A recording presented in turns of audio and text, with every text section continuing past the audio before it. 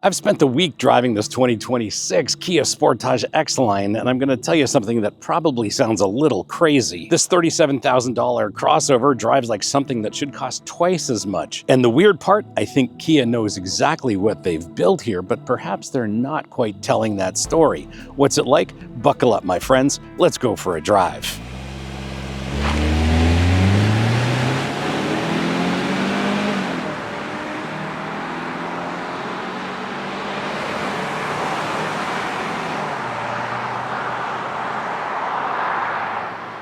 I'm your host, Brian Makse, racer, lover of driving fast, fun things. And on this channel, you get reviews for drivers from drivers. Now, I've driven hundreds of crossovers and SUVs over the years, and there's a clear correlation between price and driving dynamics. Spend 30 grand and you get the basics. Spend 70 and you get luxury and refinement. But every once in a while, there's a crossover and SUV that breaks that mold entirely.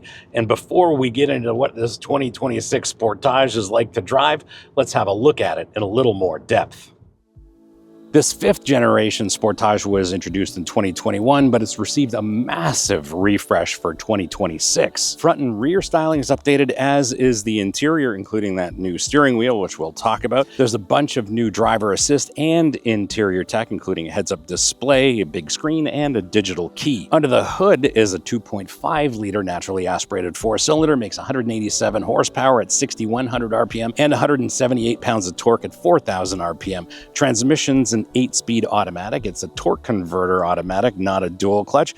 This is all-wheel drive. Steering's electrically assisted. Suspension's based around McPherson struts at the front, multi-link at the rear with conventional dampers, four-wheel disc brakes, of course. Wheels and tires on this X-Line are 19s. Towing capacity is 3,500 pounds, and curb weight of this X-Line in top spec is 3,834 pounds. Did you know that 80% of you are not subscribed? Yes, it's true. 80% of you are not subscribed. I checked the data. So if you like the content on this channel, do me a solid, hit that subscribe button, make sure you like this, and if you want to support the channel, please hit up our merch store. Links here, links below. Lots of great stuff for driving enthusiasts like us, including our very popular line of Save the Manuals merch. Now back to your regularly scheduled episode. When I first got behind the wheel of this Kia, I was stunned at how gorgeous this interior is. On the other hand, I was taken aback by this trendy shaped steering wheel with the flat bottom and the flat top. But as I've gotten accustomed to it, it's really not an issue. The reality is it encourages you to have your hands at 9 and 3, and unless you're a hooker, you don't have any problems with the steering wheel whatsoever, but it is still definitely on the fashionable side of design. The seat has basic power adjustments, but there's a lot of adjustment in it. It's exceptionally comfortable over longer drives. At this top trim level, it's heated and cooled as well. And I'm set up perfectly here behind the wheel. I've got a great relationship to the steering wheel, great relationship to the pedals. There's a nice dead pedal for my left foot. And overall, I'm just set up perfectly here as a driver. Now, in this top trim, we've got the regular digital instrument cluster, part of this big screen, but we also have a heads-up display, which I really appreciate as a driver. And here's what separates this tech from a lot of the competition. They designed it to enhance the driving experience rather than just as a necessity. The infotainment system's UI is very simple, straightforward. There's no drilling down through deep menu trees. There's none of that nonsense. The instrument cluster is clear, legible, and both screens are legible in all kinds of lighting conditions.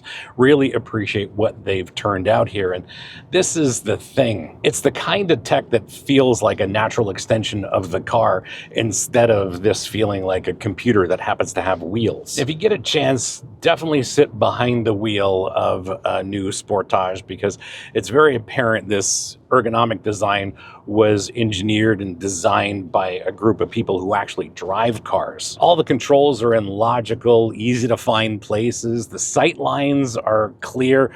Materials feel top notch. It's like they asked, what if we designed this for people instead of Instagram photos? The big infotainment screen looks dramatic, but it actually doesn't sacrifice any functionality. The climate controls are completely separate from the infotainment system, although they are touch-based. And overall, I'd say the amount of tech here is just right for 2026 and the next several years. Visibility is excellent in all directions, large outboard mirrors, and you adjust those properly with your rear view mirror, and blind spots aren't real. Now, in terms of spaciousness, there's a lot of interior volume. They've used up every square inch of it to maximize space for the humans inside. Under the hatch, there's tons of space there. There's a real spare tire on board, by the way.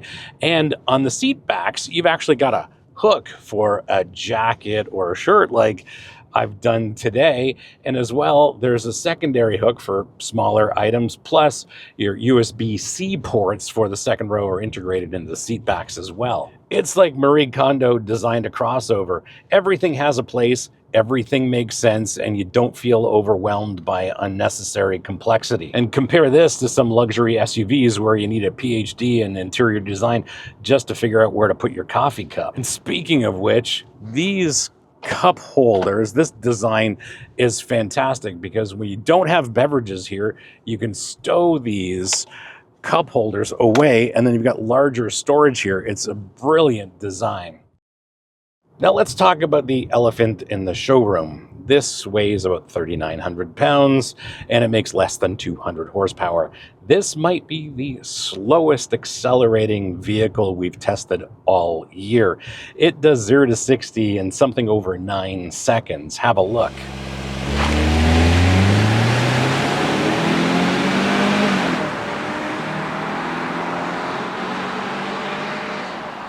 And yeah, from a dead stop, it is definitely not that quick in a straight line. However, the good news is accelerating up to highway speeds, no trouble at all. Passing traffic on 2-lane country roads, definitely no problem. It's only in rare occasions where I'm wanting for another 70 or 80 horsepower, and that would make this Sportage X-Line brilliant. Seriously though, the entire powertrain is well calibrated. The engine works well with the 8-speed automatic, and I think it's tuned much more for the real world than magazine test numbers. Peak torque hits at 4,000 RPM, which means it's actually producing useful power when you need it most, merging onto highways, passing slower traffic, climbing hills with 3 people aboard. While some car makers chase peak horsepower numbers that only matter at wide open throttle, Kia engineered an engine that feels strong in the power band that you actually use. It's naturally aspirated, so it's got that naturally aspirated character. Both peak power is way up high in the rev range and peak torque 4,000 RPM, but there's no turbo lag, no complex intercoolers, no premium fuel requirements, just smooth linear power delivery that builds predictably and never surprises you. It's the powertrain equivalent of a good friend, not flashy, but always there when you need it. During my week with this Sportage, we haven't had any foul weather to really test the all-wheel drive system, but from what I understand, they've engineered this all-wheel drive system to be a little bit different than most. It runs primarily in front drive for efficiency, but it's constantly monitoring wheel slip, steering angle, throttle position, and overall road conditions. The moment it detects that all-wheel drive should be beneficial, it engages seamlessly. You don't feel it working, which is exactly the way it should be. Thankfully, this 8-speed automatic is well calibrated for the task at hand in this Sportage, and it works exceptionally well. Shifts are smooth and normal driving, and you barely notice them. It's smart enough to hold gears when you're driving enthusiastically, and of course, you've got paddles on the steering wheel for manual control, and it likes to hold gears. I love it. Drive it gently, and it prioritizes fuel economy. Drive like me and it becomes more responsive. But here's the clever part. It doesn't overreact like some systems that think every throttle input is the start of a drag race. And yeah, manual mode gives you actual control when you want it, with a little bit of rev matching on downshifts, and it's smooth enough to make you feel like a better driver than you actually are. And here it's very well calibrated as part of this powertrain, and it enhances the driving experience instead of just fighting your intentions like some other crossovers. And fun fact, it takes regular fuel, not premium, so you don't have to choose between premium fuel or premium coffee, but let's be honest, you're going to choose premium coffee. Other than this interior, what I have to say is that the highlight of this 2026 Sportage is its handling dynamics, and it's much more interesting than I ever thought it would be. Turn-in is crisp. It holds a line. The steering is strong on center. It does exactly what I want it to do. Just brilliant. Limited body roll. Body and wheel control with those dampers is excellent. Yeah, this is a front wheel drive kind of architecture crossover, but it's still sure-footed in the corners. You can feel that it is a bit on the nose heavy side, but of course on this channel we know that cars don't understeer by themselves, so that's not a thing. But yeah, here in the corners, this thing is just brilliant. Now, we've talked about it, and I suppose the one thing that does detract from this in the corners is its lack of acceleration, and that's really not a downside when it comes to dynamics, because you can maintain this Sportage's momentum in the corners no trouble at all. But I'm really impressed with how this deals with the corners when the roads do get interesting. Very impressive. And yet brakes are strong. I've got precise control over that brake pedal and over the attitude of the Sportage leading into a corner just like this.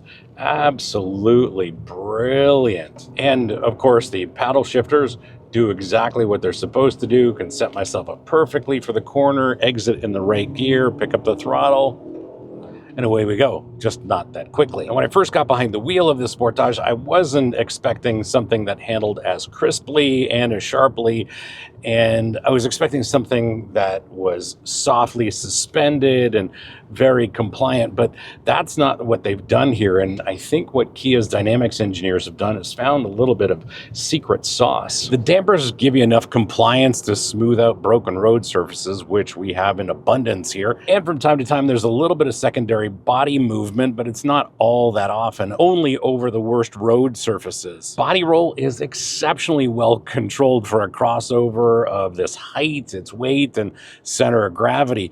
And the steering strikes a sweet spot between light enough for parking lots and weighted enough to inspire confidence at highway speeds. In sport mode, it firms up just a little, but what it also does is ensure that it is very strong on center in sport mode. What impresses me most is how this rather conventional setup delivers predictable progressive handling that you can feel that the limits are approaching. You hear more of it through the tire than anything else. It's not going to carve corners like a sports sedan, but it handles the transition between city driving and highway cruising and the occasional back road with more composure than most buyers will ever exploit. About the steering, I do have to say that there are a lot of crossover makers that treat this whole idea of a steering system like an afterthought. You turn the wheel in the direction you point, and that's about it. Steering here actually communicates with you. You can feel a little bit of that feedback through the steering wheel and get a sense of what the front tires are doing through the chassis,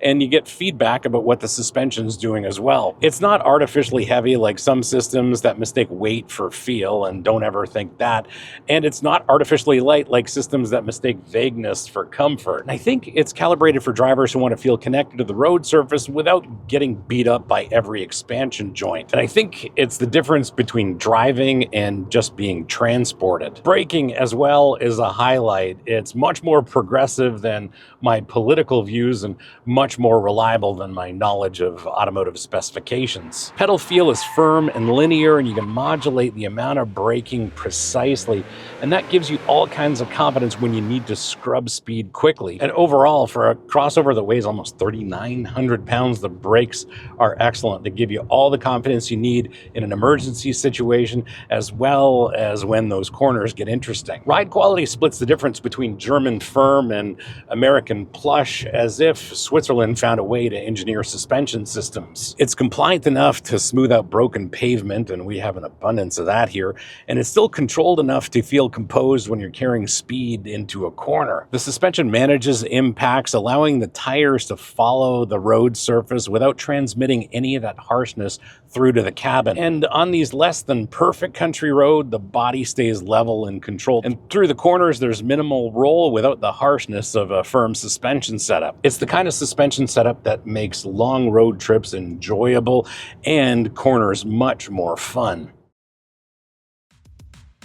How do you spec yours? Well, I have a few thoughts, but thankfully it's a fairly easy question to answer. What you are looking at is the 2026 Kia Sportage X-Line with the premium package and the tech package in the United States. In Canada, this is just called the Limited. The paint color is called Panthera Metal in the US, and I love that name. Here in Canada, it's a little dull sounding. It's called Gravity Gray. Inside, that's the terracotta faux leather. Base price in the US for a Sportage is $28,690 as tested.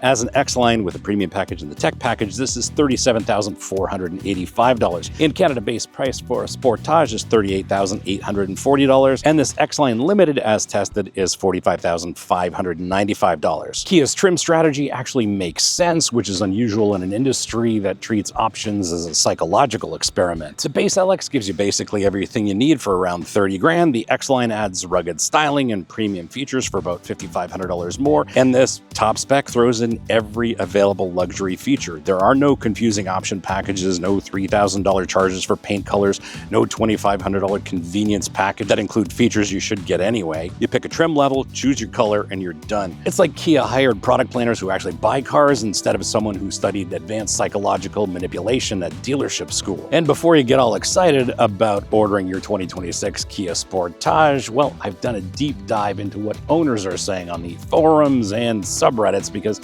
that's much more revealing than anything I can glean in a week-long test. First, fuel economy reality check. If you're expecting to hit those EPA numbers, adjust your expectations downward by about 10%. And real-world owners report mid-20s in mixed driving for the standard engine. And winter performance drops another 10 to 15% across all powertrains. On the other hand, owners have discovered some genuinely useful features that reviews miss.